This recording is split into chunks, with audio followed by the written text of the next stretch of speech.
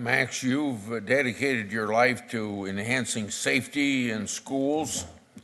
I think you've advocated increasing physical security, introducing threat assessment programs, advocating for school resource officers.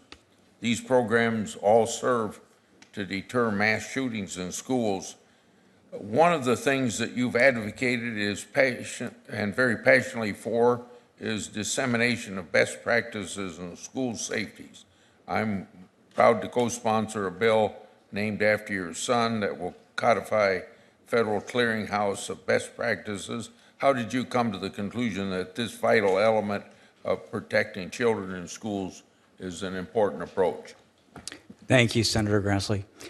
After Alex was murdered in the Parkland school shooting, I made it my mission to do everything I could to make sure that this never happened again.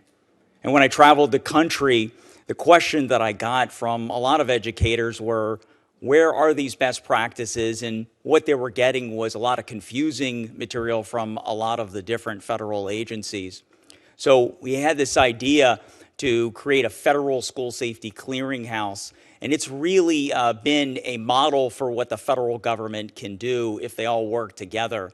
And all of the agencies that work on school safety, so you've got the Department of Education, Department of Health and Human Services, the Department of Justice, and the Department of Homeland Security are now all working together. They're coordinating, they're cooperating, and they have an editorial board. So they've gone through this issue, and everything, all the best practices that schools need are all housed on schoolsafety.gov.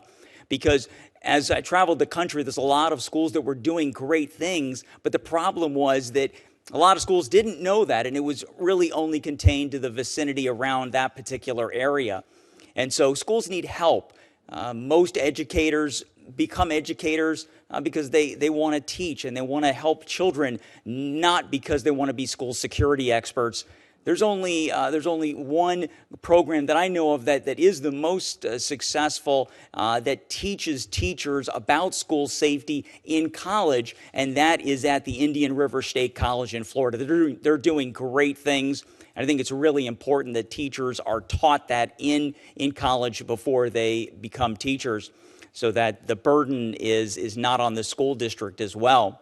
So this clearinghouse that is formed is doing wonderful things. Not only do they have a place to have best practices, they also have a consolidated place for grant dollars. So on the site, school districts can go on their new grant finder tool. There's 40 different programs available and over $2 billion. So I encourage all educators and parents. Parents want information about how to make their schools safe. And that information is all available on schoolsafety.gov. And schools that are curious about what they should do first and where their gaps are, they have a school readiness tool where all they do is they fill out a 10-question questionnaire on the site, and that'll tell them, based on their answers, that'll tell them what they should be doing first, what they should be doing second, where their gaps are in school safety, and then based on their gaps, it directs them to grant dollars. So I really hope that this Congress will pass the Luke and Alex School Safety Act, and that is included in the new bipartisan agreement on gun safety. This will have to be my last question to Max and to Amy. The Threat Assessment Center data shows over 80% of the active shooter events lasting less than 5 minutes.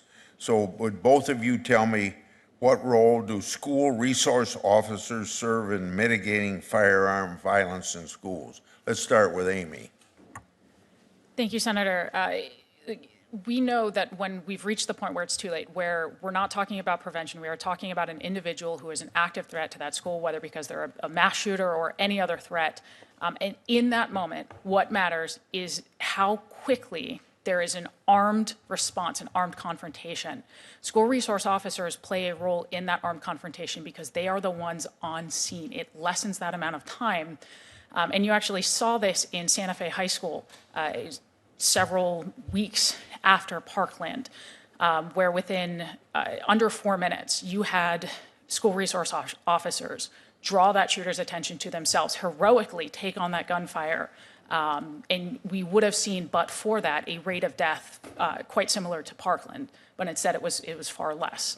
And we've seen this, I've listed in my written testimony a number of other occasions where school resource officers have been immediately on the scene to confront that threat, again, whether it's a mass shooting or any other threat, because we know that that is in that moment, the thing that matters most is the quickness of that response. Mac, maybe you can give a short response so I don't take time from my colleagues. In Parkland, in just 3 minutes and 51 seconds, 24 people were shot and or killed, including my little boy, Alex.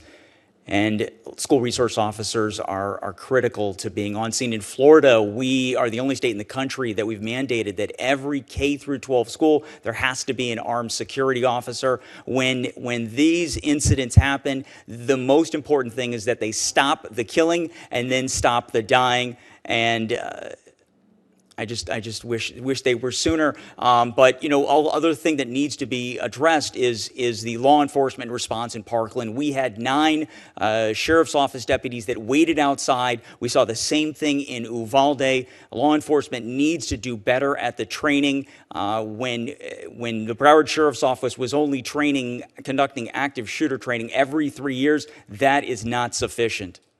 And we saw the result. Thank you.